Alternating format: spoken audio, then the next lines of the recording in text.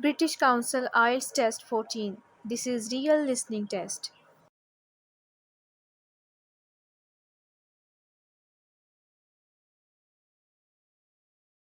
Part 1.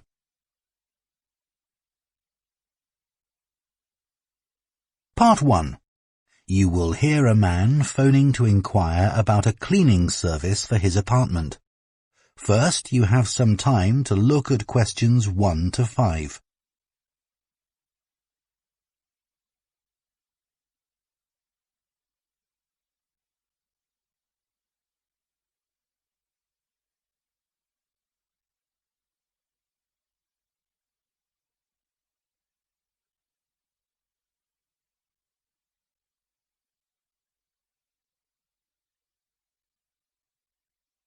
Now listen carefully and answer questions 1 to 5.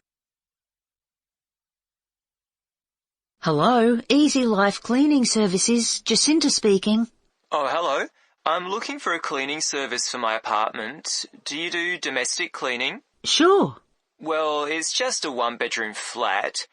Do you have a basic cleaning package? Yes, for a one-bedroom flat, we're probably looking at about 2 hours for a clean. So we do a thorough clean of all surfaces in each room and polish them where necessary.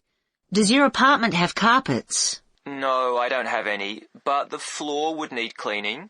Of course, we do that in every room. And we do a thorough clean of the kitchen and bathroom. Okay. Then we have some additional services which you can request if you want. So, for example, we can clean your oven for you every week. Actually, I hardly ever use that. But can you do the fridge? Sure. Would you like that done every week? Yes, definitely. And would ironing clothes be an additional service you can do? Yes, of course. It wouldn't be much, just my shirts for work that week. That's fine. And we could also clean your microwave if you want. No, I wipe that out pretty regularly, so there's no need for that. We also offer additional services that you might want a bit less often, say every month. So, for example, if the inside of your windows need cleaning, we could do that. Yes, that'd be good. I'm on the 15th floor, so the outside gets done regularly by specialists, but the inside does get a bit grubby. And we could arrange for your curtains to get cleaned if necessary. No, they're okay. But would you be able to do something about the balcony? It's quite small, and I don't use it much, but it could do with a wash every month or so. Yes, we can get the pressure washer onto that. Before you hear the rest of the conversation, you have some time to look at questions 6 to 10.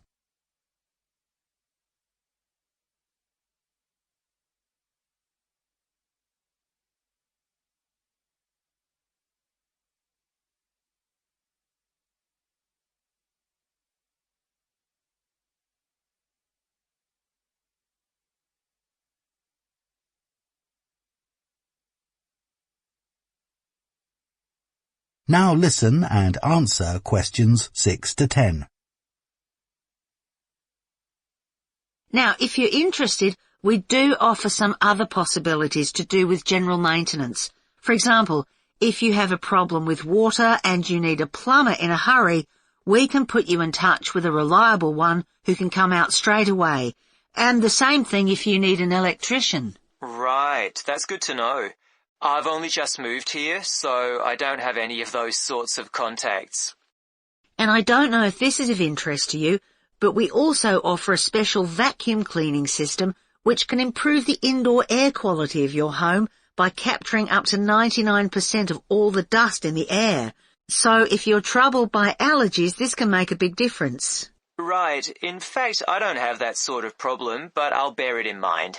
Now, can you tell me a bit about your cleaning staff? Of course. So all our cleaners are very carefully selected. When they apply to us, they have to undergo a security check with the police to make sure they don't have any sort of criminal background. And of course, they have to provide references as well. Then if we think they might be suitable for the job, we give them training for it. That lasts for 2 weeks, so it's very thorough, and at the end of it they have a test. If they pass that, we take them on, but we monitor them very carefully. We ask all our clients to complete a review of their performance after every visit and to email it to us, so we can pick up any problems straight away and deal with them. Okay, well, that all sounds good. And will I always have the same cleaner? Yes, we do our best to organise it that way, and we usually manage it. Good, that's fine. Right, so I'd like to go ahead and... That is the end of Part 1. You now have half a minute to check your answers to Part 1.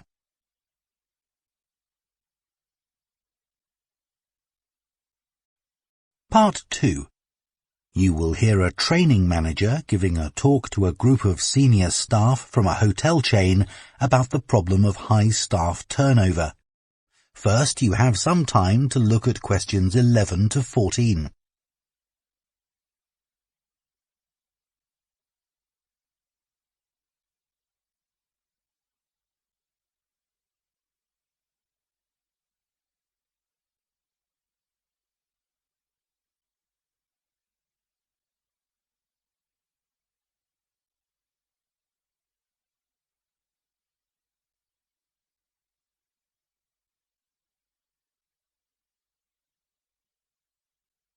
Now listen carefully and answer questions 11 to 14. As many of you here today have worked in the hotel industry for some time, I'm sure you have experienced the problem of high staff turnover in your hotels. Every hotel relies on having loyal and experienced members of staff who make sure that everything runs smoothly. If staff are constantly changing, it can make life difficult for everyone. But why do staff leave frequently in many hotels? Of course, many hotel jobs, such as cleaning, are low-skilled and are not well paid. A lot of managers think it's this and the long hours that are the main causes of high staff turnover. But what they don't realize is that it's the lack of training in many hotel jobs which is a huge factor. So what kind of problems does a high turnover of staff cause? Well, having to recruit new staff all the time can be very time-consuming, and managers may have to cover some duties while waiting for new staff to arrive. This means they don't have time to think about less immediate problems, such as how to improve their service. When staff leave, it can also severely affect the colleagues they leave behind. It has a negative effect on remaining staff, who may start to feel that they too should be thinking about leaving. So what can be done to change this situation? Firstly, managers should stop making basic errors which leave their staff feeling upset and resentful. When organizing shifts, for example, make sure you never give certain staff preferential treatment. All staff should be given some choice about when they work, and everyone should have to work some evening and weekend shifts. If you treat staff fairly, they'll be more likely to step in and help when extra staff are needed. Keeping staff happy has other tangible benefits for the business. Take the Dunwich Hotel as an example. It had been experiencing a problem with staff complaints, and in order to deal with this, invested in staff training and improved staff conditions. Not only did the level of complaints fall, but they also noticed a significant increase in the amount each customer spent during their stay. They have now introduced a customer loyalty scheme, which is going really well. Before you hear the rest of the talk, you have some time to look at questions 15 to 20.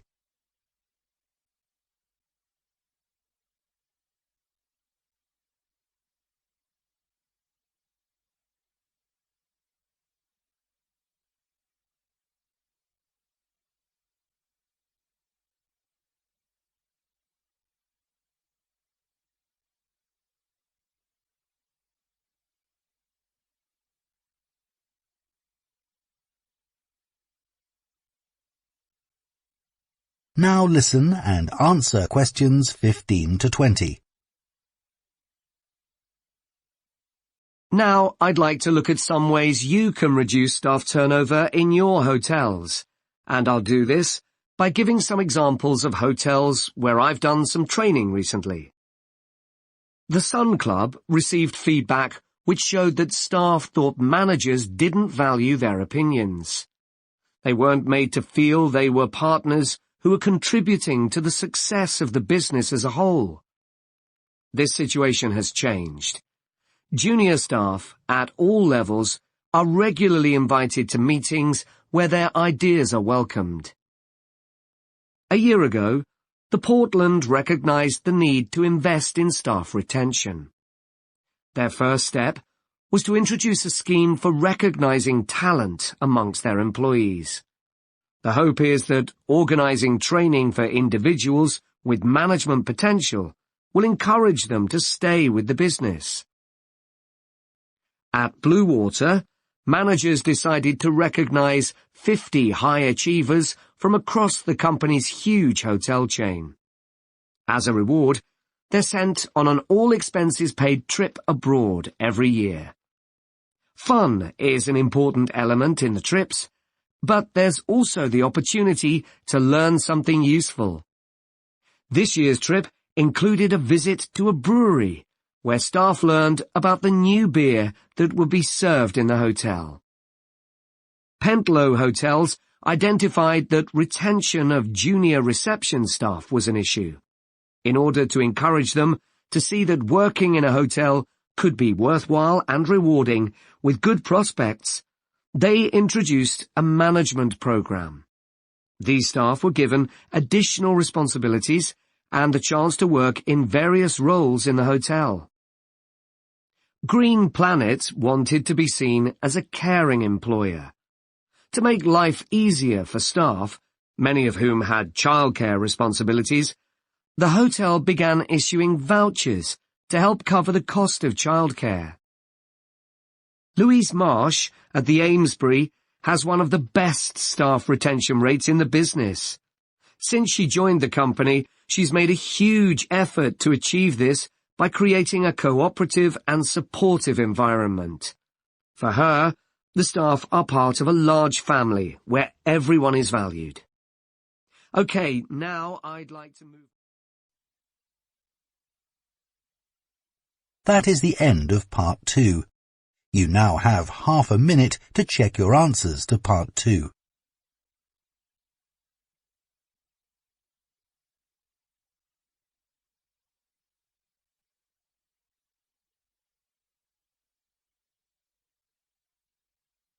Part 3. You will hear two students called Jean and Thomas discussing their sports science course.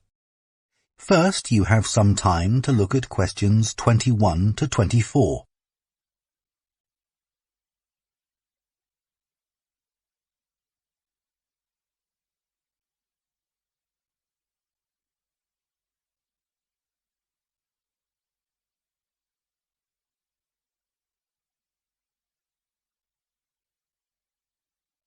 Now listen carefully and answer questions 21 to 24.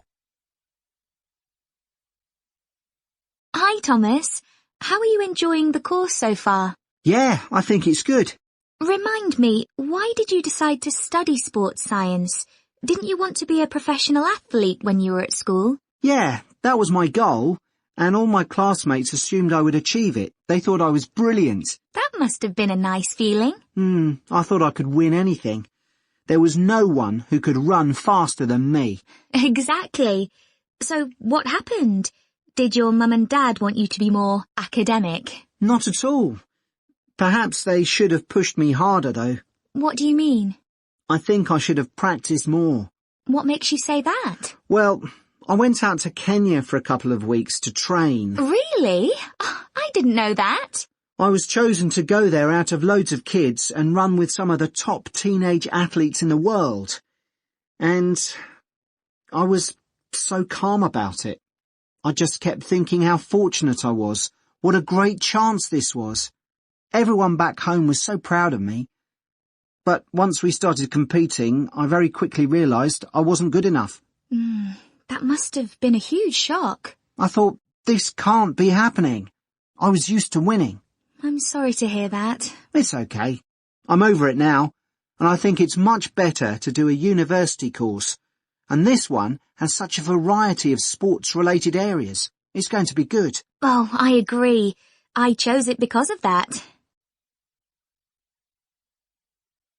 Before you hear the rest of the discussion, you have some time to look at questions 25 to 30.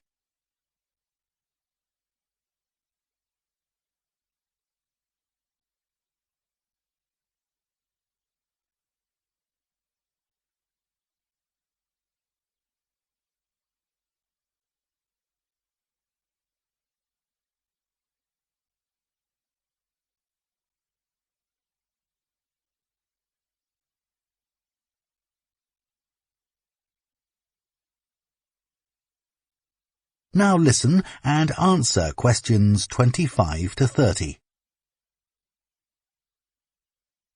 So, Jian, have you thought of any ideas for the discussion session next week on technology and sport? We have to cover more than one sport, don't we? Yeah.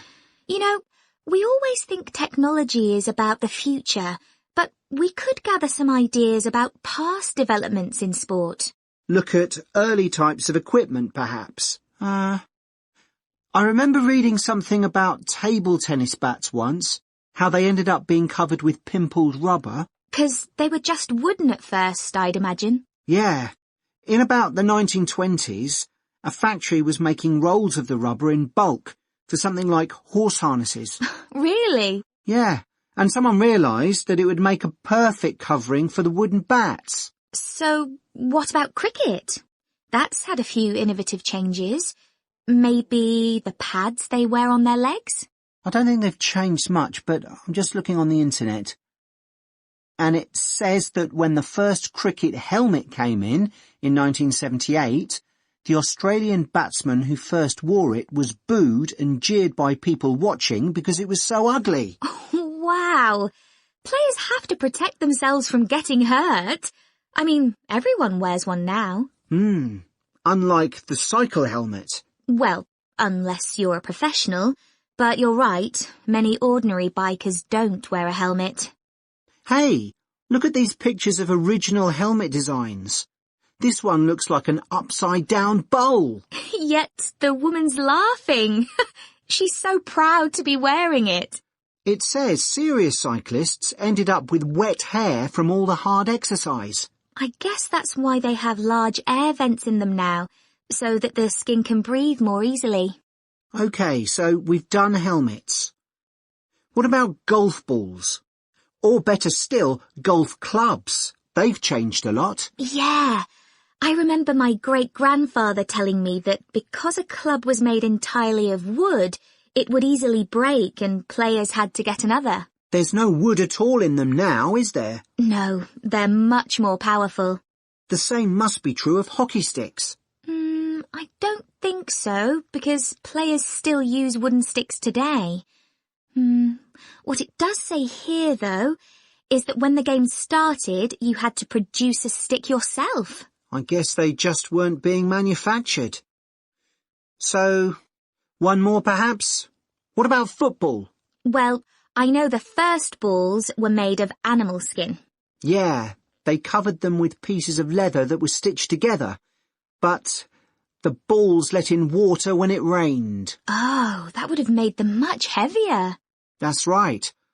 You can imagine the damage to players' necks when the ball was headed. Oh, how painful that must have been. Yeah. Well, I think we can put together some useful ideas and... That is the end of part 3. You now have half a minute to check your answers to part 3.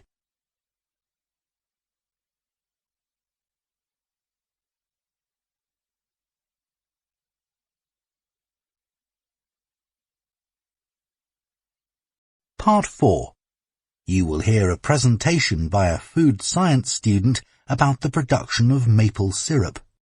First, you have some time to look at questions 31 to 40.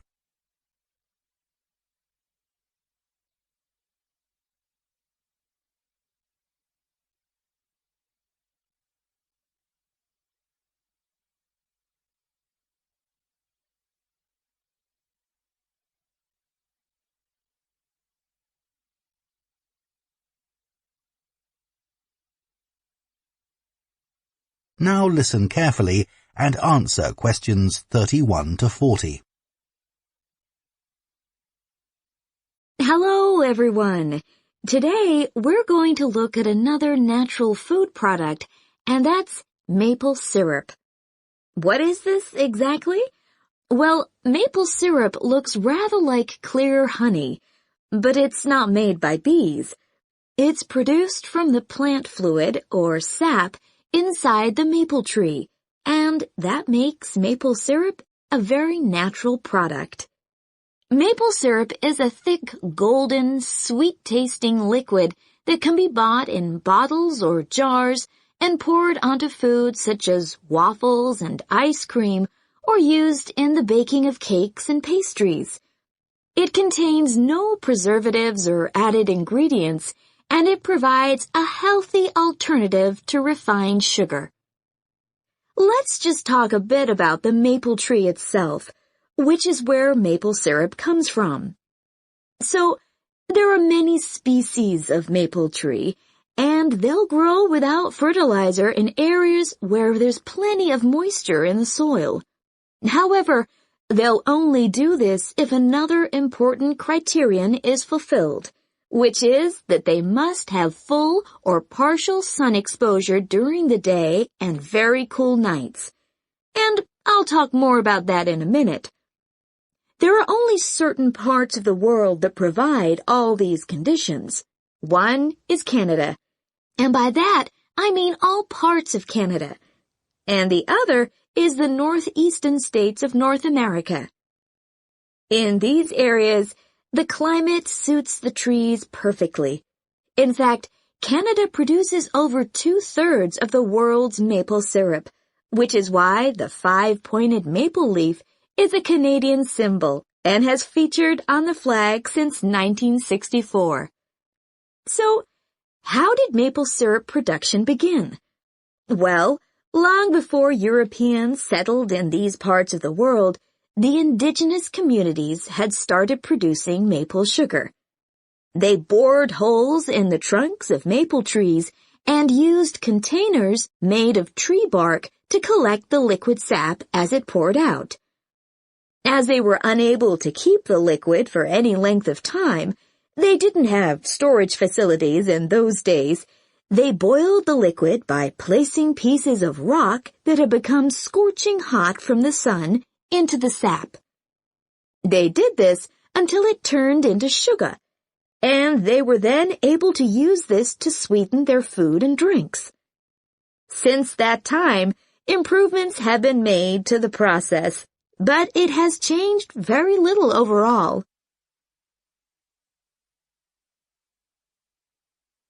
So, let's look at the production of maple syrup today. Clearly, the maple forests are a valuable resource in many Canadian and North American communities. The trees have to be well looked after, and they cannot be used to make syrup until the trunks reach a diameter of around 25 centimeters. This can take anything up to 40 years. As I've already mentioned, maple trees need the right conditions to grow and also to produce sap. Why is this? Well, what happens is that during a cold night, the tree absorbs water from the soil, and that rises through the tree's vascular system. But then, in the warmer daytime, the change in temperature causes the water to be pushed back down to the bottom of the tree. This continual movement, up and down, leads to the formation of the sap needed for maple syrup production. When the tree is ready, it can be tapped, and this involves drilling a small hole into the trunk and inserting a tube into it that ends in a bucket. The trees can often take several taps, though the workers take care not to cause any damage to the healthy growth of the tree itself. The sap that comes out of the trees consists of 98% water and 2% sugar and other nutrients. It has to be boiled so that much of that water evaporates, and this process has to take place immediately using what are called evaporators. These are basically extremely large pans. The sap is poured into these. A fire is built, and the pans are then heated until the sap boils. As it does this, the water evaporates and the syrup begins to form. The evaporation process creates large quantities of steam, and the sap becomes thicker and denser, and at just the right moment, when the sap is thick enough to be called maple syrup, the worker removes it from the heat. After this process, something called sugar sand has to be filtered out, as this builds up during the boiling and gives the syrup a cloudy appearance and a slightly gritty taste.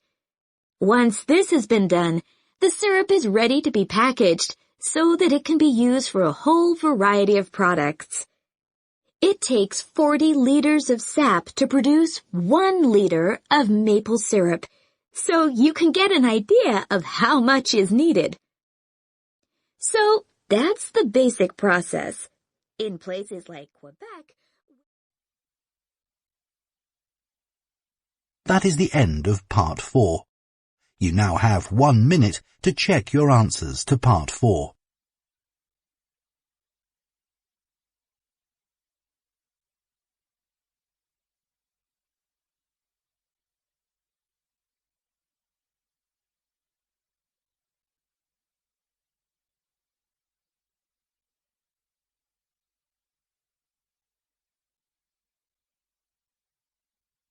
That is the end of the listening test. In the IELTS test, you would now have 10 minutes to transfer your answers to the answer sheet.